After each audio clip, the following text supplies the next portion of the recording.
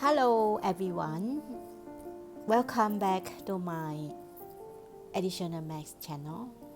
For today's video sharing, I would like to discuss the intensive practice 1.3. Alright, let's have a look of how to solve the question. So let's see number 1. Okay, let's go through the question first. In the arrow diagram, okay, you're given the arrow diagram on the right. The function f maps x to y, f maps x to y, and the function g maps y to z. So we have two functions. One is function f and the other one is function g. So let's see how to do. It's quite simple. I think you shouldn't have problem.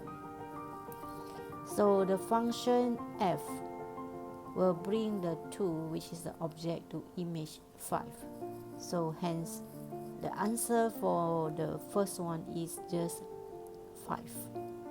It's very simple, right? Okay, f2.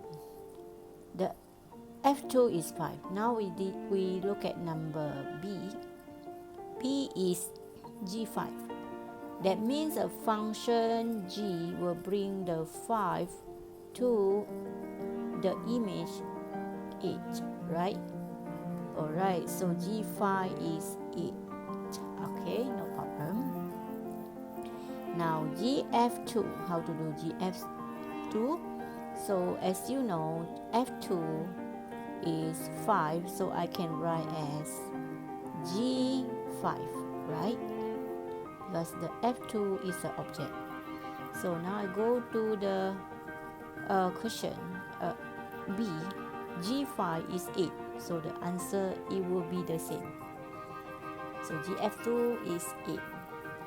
Alright, so let's d.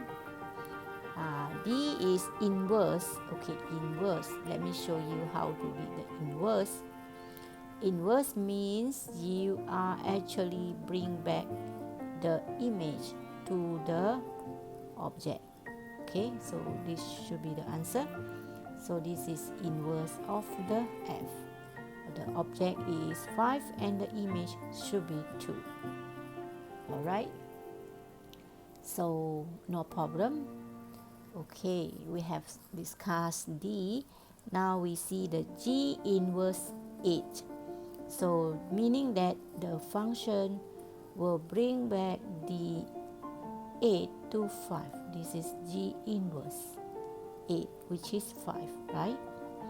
So g inverse 8, the answer should be 5. Okay, and the f question, f, g inverse 8 is 5. That means we can say that the inverse will bring the 5 to where? So it will bring 5 to 2, right? Okay, so that means you can say that this is actually g inverse 8. Then g inverse 8 is 5, and then the f inverse of 5 f inverse 5 will be 2, right? So the answer is 2. So in short, we can write as f inverse g inverse 8. Alright, so that is how you answer the question, by looking at the diagram. Okay, we have solved question 1. So that is the way you read the object and image. Now let's see question number 2. I'm going to discuss one by one, and you need to do in the exercise book. Okay, so let's see question number 2. Question number 2 is asking you to apply the horizontal line test. Do you know what is horizontal line test? Okay, you just draw a horizontal line, and you need to determine whether each of the following function has an inverse function or not. Okay, so you need to determine whether it has the inverse function. Remember what I say? The function that has inverse function must be one-to-one, right? Must be one-to-one relation or one-to-one function. Okay, let's see this one. So we actually can conduct the horizontal line test. So let's say I'm going to draw the horizontal line test like this. You can draw with a dotted line. Okay, it seems like the function has inverse function. Why? Because the horizontal line cuts only at one point. Cuts only at one point. Okay, cut only one point on the graph. Okay, so this one, the answer is the function has an inverse function. Normally we write it in sentence. We don't write yes or no. The function has an inverse function. Okay, write in sentence. Use your language to explain. If they ask, they just say determine. If they ask for the reason, so you have to state the reason to justify your answer. So you can say that because the horizontal line cuts only one point on the graph or on the curve. So for this one, I'm going to draw the horizontal line. So it's also cuts only one point. So the same thing, the function has the inverse function because the horizontal line cuts only one point on the graph. Okay, so we have A and B actually has inverse function. Now for this one, if I draw the horizontal line, it seems like it's cutting at 1, 2, 3. So the function for C, the function does not have an inverse function, right? The reason why is because the horizontal line cuts more than one point on the graph. We have 3 intersection points. It's more than one point. Therefore, the function is not a one-to-one function. So it does not have an inverse function. Okay, we have discussed question number 2. Now let's discuss question number 3. Okay, for this one, the diagram shows the graph of one-to-one function. Okay, we have one-to-one function. In each case, sketch the inverse. You have to sketch, not draw. You don't have to use a graph. Sketch an inverse function and state the domain of the inverse function. Okay, so for this question, let's say this one, we want to sketch. So basically, when you want to sketch the inverse function, okay, you have to make sure you have a line y equal to x, right? Then only it's easier for you to sketch, right? So we actually just sketch a simple one, but basically it must be logic. Okay, so let's use a blue color. So you can just sketch like this. I use a blue one. Okay, the shape will be almost like a curve. So this point will be 2, 4, isn't it? Right? So this is actually inverse function. Okay? So basically they should start from here. And if you want to have a nice curve, you actually can use a ruler and then you try to, divide this into 45 degrees. So you draw a line y equal to x, but I think not necessary, just a sketching. Okay, make sure the distance here should be almost the same. Okay, this point, perpendicular distance. But basically we seldom show the line, we just sketch. Okay, so you say you don't want to draw the y equal to x, it's okay, no problem. So after you sketch, you have to state the domain of the graph, of the inverse domain. So the domain should be the range of the values of the x. So let's highlight. Okay, it should be, I use the green color, should be here. So let's see that x is until here 2, 0 to 2. So this is so-called domain. Alright, so we have to write the answer for the domain. So we have to use the domain of the, that's right here, domain of inverse function. So the answer is should be the x greater than 0, and then this is a 2 and less than or equal to. This is the domain for the inverse function, right? Okay, let's see for b. For b, we need to sketch the inverse function first before we can state the domain of the x. So let's see how to sketch. So basically we need to actually find the center point. Let's say here is this is 4. I'm going to start with a 4, so I will plug here 4. So the midpoint will be, you can use a ruler somewhere here, right?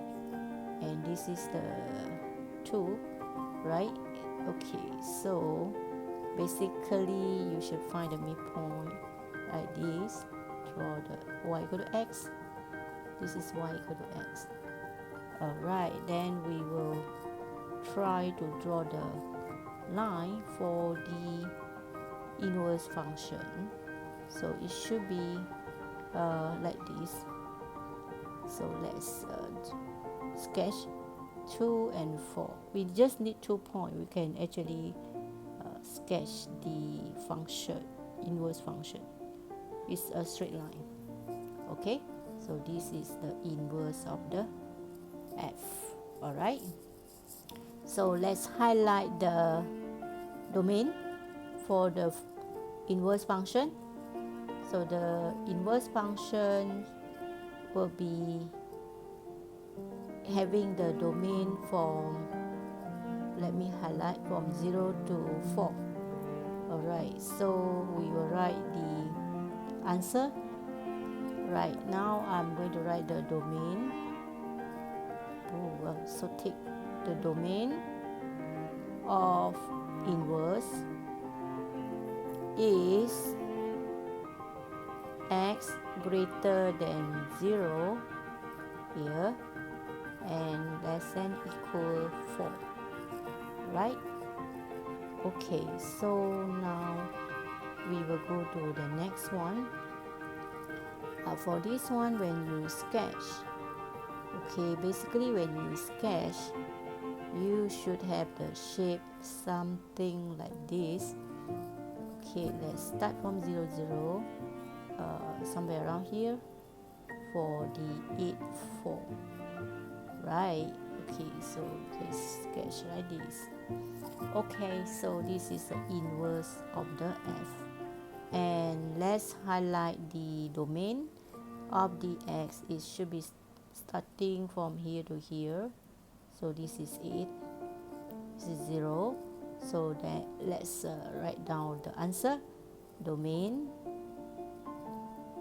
of inverse function is, alright, x starting from 0 greater or equal than 0 and less than equal 8. Okay, so basically you must know how to sketch and how to write the domain for the inverse function. Okay, now we proceed to the next question, which is question number 4. So you're given the function 2x plus, okay, these are function given 2x plus h over x minus 3, and then you're given f4 is 13. Find the value of h and find the value of m such that inverse m equal to 2, and then find the value of inverse of 3. Okay, let's see how to do. So for question like this, basically you can substitute the 4 into the function. So I'm going to start with this one. f4 is 2 times 4 plus h over x minus 3, right? The x I will have to substitute with the 4.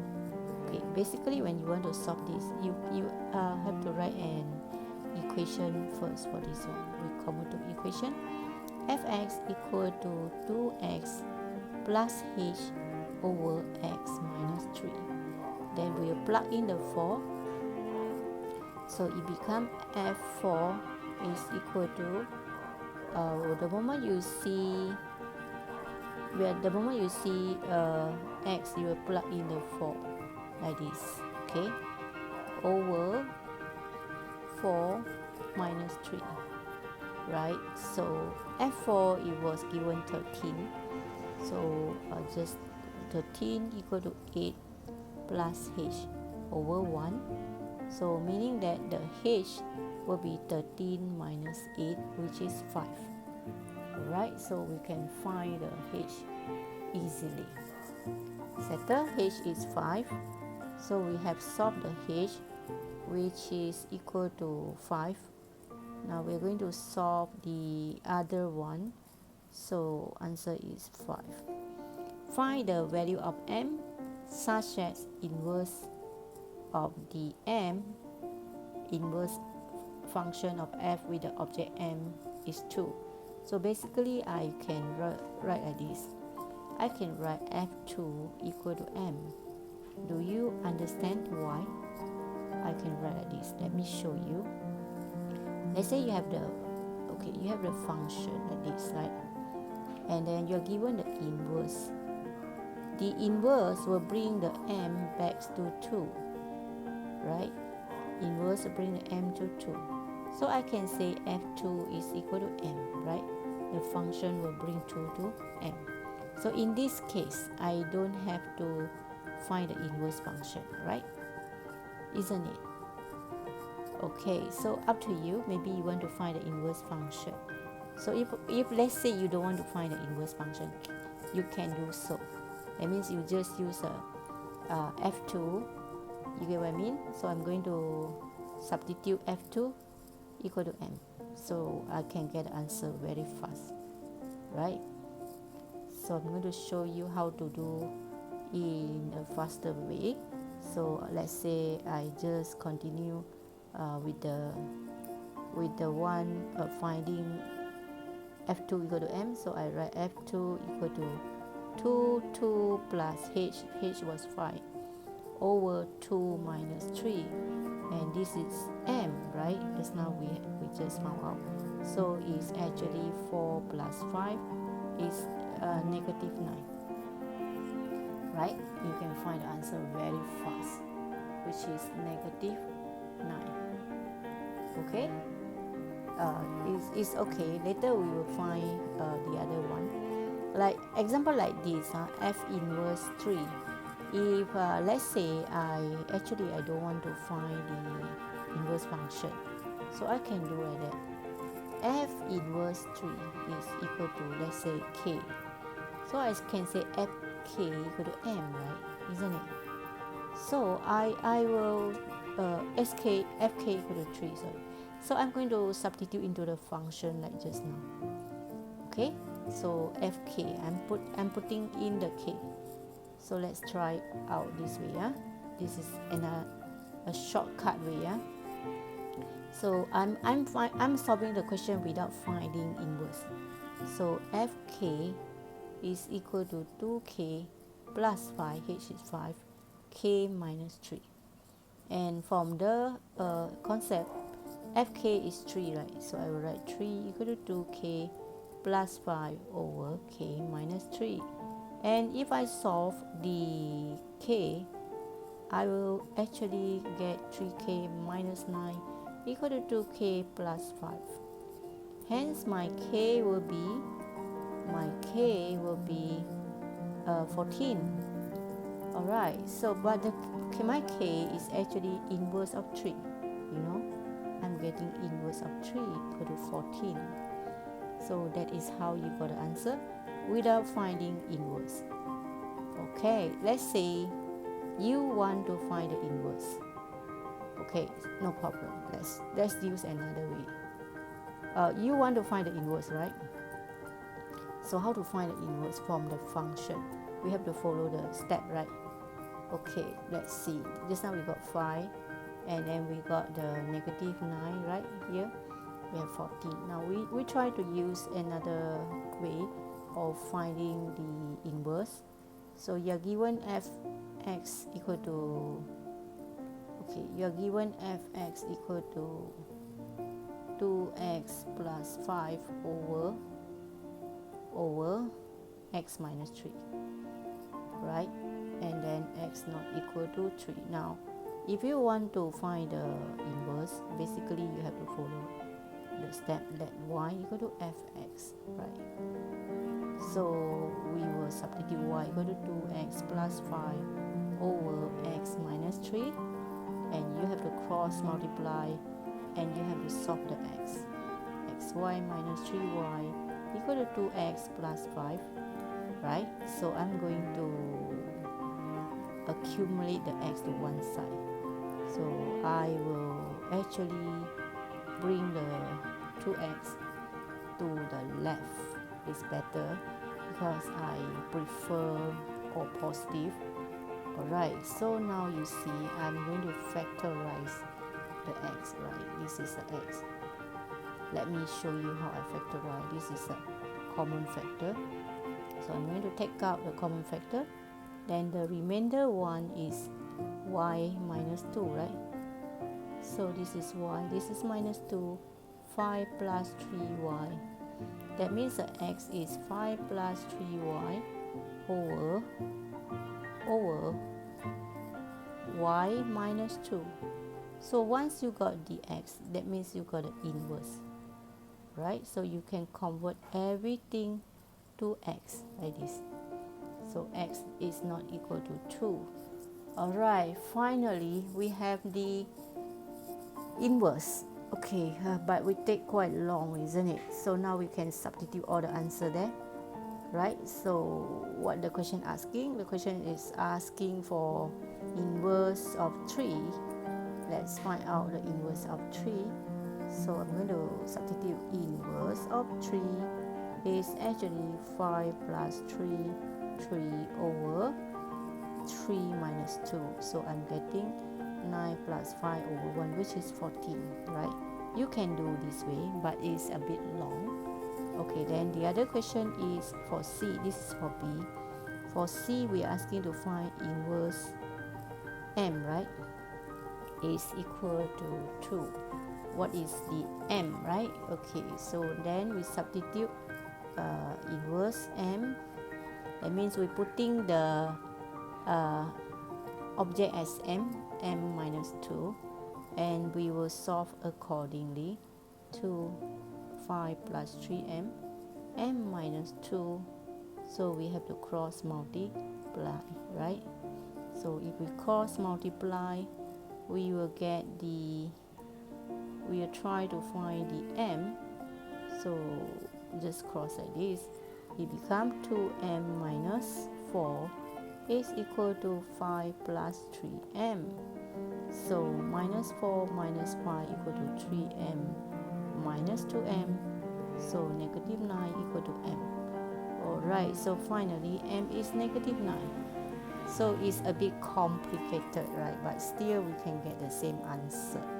Alright, so I have discussed 4 questions, and I'm using different method to show you. So now I'm going to discuss question number 5.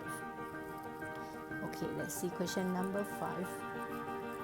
Okay, how to do question number 5.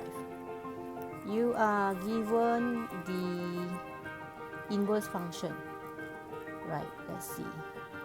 You're given the inverse function and defined as this one. H inverse x is 2 over 3 minus x. Find the hx. So the same thing, if you want to find the function from the inverse, you have to use the same step. Let inverse letting h negative 1x equal to y. So you do like you are finding the inverse function just now.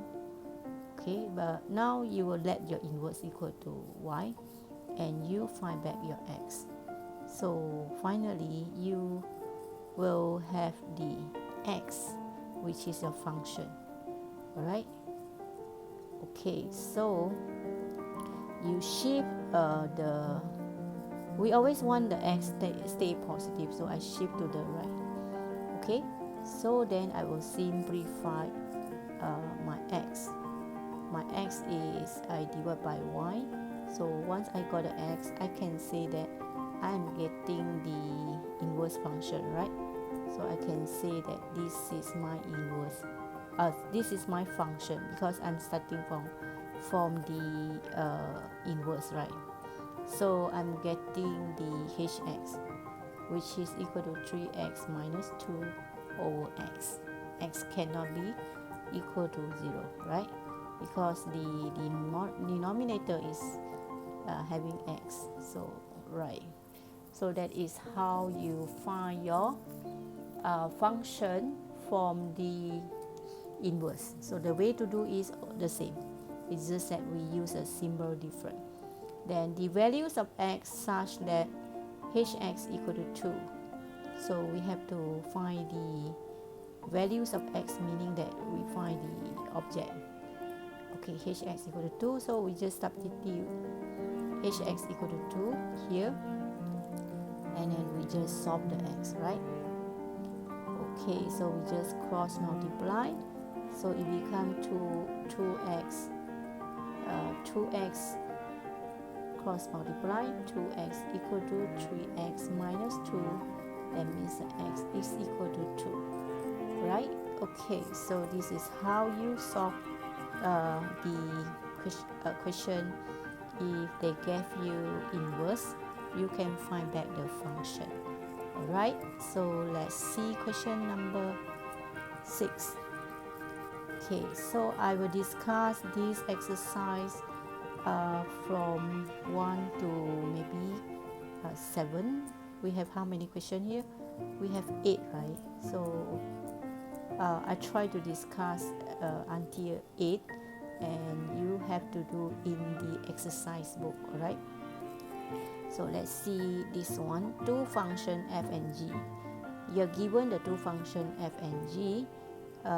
So your problem is you have to find solve the equation by let their inverse equal. So that means you have to find the inverse for both of them, right? Okay, let's find the inverse. Still remember how to find the inverse? Let's do it fast. Let fx equal to y. Right, so we start from y is 4x minus 17, right? That means 4x is y plus 17. So x is y plus 17 over 4. So I can quickly write this is my inverse. Inverse of f is actually x plus 17 over 4. Right, I got one inverse already. I need to find another inverse, which is inverse of g. Okay, the same method apply. We are going to let the gx equal to, okay, let gx equal to y. y equal to 5 over 2x minus 7. I'm going to cross multiply 2xy minus 7y equal to 5. So as I say, once you got the x, that means you are having the inverse. So I need to express as x equal to something, right?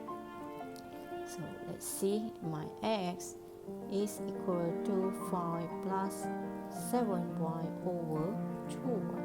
So I can say that this is my inverse. G negative 1 is 5 plus 7x over 2x, and then x cannot be equal to 0. So I'm getting the two inverse, so these two should be equal. So I'm going to equate them. Okay, 17 over 4 is equal to 5 plus 7x over 2x, right? Wow, it's a quadratic equation, I guess. So you have x plus 17 times 2x equal to 5 plus 7x times 4. Okay, let's expand. We need to expand. So this one times this one will be 2x squared plus 17 times 2 will be 34x is equal to 5 times 4 will be 20 plus 7 times 4 will be 28x, right? So after that we need to write 34 minus 28 will be 6x minus 20 equal to 0. And I'm sure you know how to solve. You have learned this in your mathematics, right? Divided by 2, divided by 2, 3, 10 equal to 0. Finally, you need to factorize.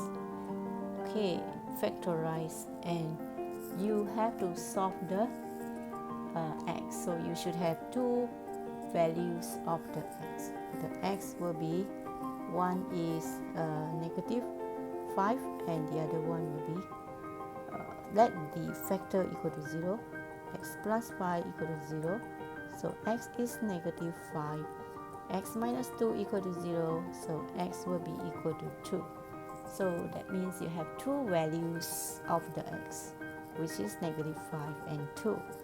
Alright, that's how you solve the question involving inverse function.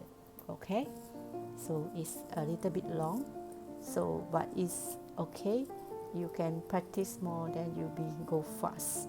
Okay, now let's discuss on the other question, which a bit long, which actually involve the application. So let's read the question first. Okay, number 7. Farida carried out a physical activity. Right, let's highlight the keywords. During her leisure time. Then Farida calculated her estimated heartbeat rate by using function. This is a function 17 over 20 times 220 minus x. X is her age. Determine the inverse function. Okay, if Farida's age is 16, determine her estimated heartbeat. Okay, so it's quite simple, isn't it? So inverse function, let fx equal to y, right? So y is equal to 17 over 20, 220 minus x. So now let's work out the x as a subject of y. So 20, you cross multiply will be 20y over 17 equal to 220 minus x. Alright, so now let's bring the x to one side. I bring the x over here, it will be 220 minus 20 over 17y. Alright, so finally I can write as the inverse. Okay, so let's see, the symbol will be f. Negative 1 x is 220 minus 20x over, Okay, minus 20x over 17. Alright, this is the inverse function, right? For the first question A, 220 minus 20 over 17x. Easy, right? Okay. For B, it's very simple because you want to find the heartbeat when the age is 16, means the x is 16. So you just substitute into the function. So 220 minus 16. So the answer, if you press the calculator, the heartbeat is 173.40. Alright, that is when Farida's age is 16. The heartbeat is 173.40. Alright, so let's see number 8, which is the last question, okay, for this exercise. So I'm sure you enjoy doing. Okay, so let's see what the question asking. Jackie intends to make spherical water ball that can hold 1/2 cubic centimeter of water.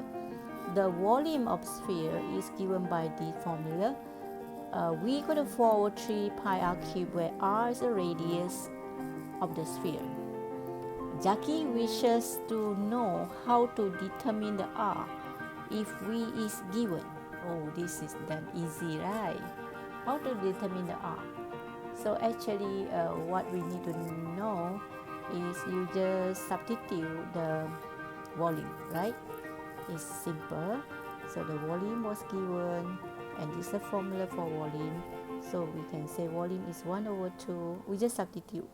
1/2 is equal to, the formula is 4/3 pi r cubed. So the question is asking for r. So just cross multiply. That means I'm going to bring the number here. I can say the r cubed is actually 1/2 divided by 4/3. Pi is on top there, 4 pi. So if you simplify, you can use a calculator. So you will get 3/8 pi, I guess, and then you just cube root the answer, right? You press a calculator, cube root the answer, so you will get the answer. I'm sure it will be in decimal. So that means the r is actually cube root of 3/8 pi. This is a cube root. So if you press your calculator, you get somewhere around 0.49 centimeter, right? Try. Okay, so that is how you solve for the radius. How about B? How about the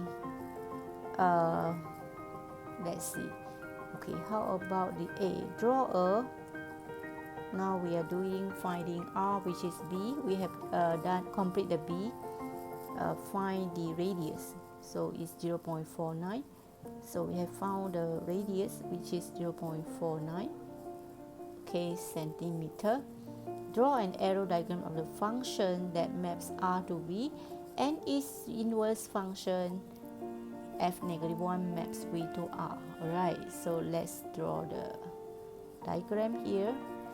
So let's we are asking to draw the arrow diagram, so you must have the arrow. So basically your arrow diagram can have the we call it we have the radius here and the volume here. So radius, this is a function, and then the inverse will actually the other way round, so the arrow coming back. So this is f-1. Alright, so this is the radius, this is the volume. Okay, clear? So that basically this is actually the identify the object and image. Alright, so the object is actually the radius and the image is the volume. Okay, so if you are having, let's say after you calculated you have the radius is 0.49, then the volume will be 1/2, okay, given by the question. This is centimeter, this is cubic centimeter, that's the meaning. Alright, okay, so I guess that's all about the we call as this is actually 4/3 pi r cube. This is so-called arrow diagram. Okay, you're asking to draw the arrow diagram. So arrow diagram is a must to have arrow. So you have to show the arrow clearly. Without arrow, it will be wrong. Okay, so that's all for today's sharing on how to solve the exercise for intensive practice. Alright, so you may try to scan the QR code for the quiz if you're free. And I guess this is actually the ending for this topic. So for the next lesson, I will discuss another topic which is more challenging. So as the summary for this chapter, we have learned many things for the function, which is very important. Function is a basic for the additional maths. We have learned arrow diagram, graph for the function representation, right? We also learned the discrete function and the continuous function. Alright, do you understand? Continuous function is meant for graph, and discrete function is actually is number, like arrow diagram, okay, or maybe the order pairs. We also learn the function notation, right? We have learned function notation. Alright, okay, that means you write a representation, a formula to relate object and image. We also learn, other than that, we also learn composite function, right? Composite function. We also learn many things like what? We have learned inverse function, okay, and the conditions of the inverse function exist. It must be one-to-one function. Okay, we have learned this. We also learn how to draw the arrow diagram involving object x and y and the inverse, right? So we also learn how to properties of the inverse function, right? Okay, inverse function, the property is only restricted to one-to-one function which has own inverse function. And then we also know f gx equal to x, where gx is the inverse function of the fx. This is very important. And then we also knew that the graph of inverse function is reflection of the graph f in the line y equal to x and vice versa. And if the point AB lies on the graph, then the point BA will be lies on the inverse function, right? Okay, so we also learn composite function, right? We have learned a lot on composite function, whereby we learn how to determine the f, this is f, this is g, we have gfx, right? Okay, so we have learned also gf, how to represent gf, how to represent fg. So you notice it is actually not the same when you start, when you draw. All right, you notice that if fg, you will perform the g first, then followed by f. So bear in mind that this is the concept. Okay, so we have learned quite many things for function, so you need to keep on practice so that you won't forget. So that's all my sharing for today. Bye bye and have a nice day.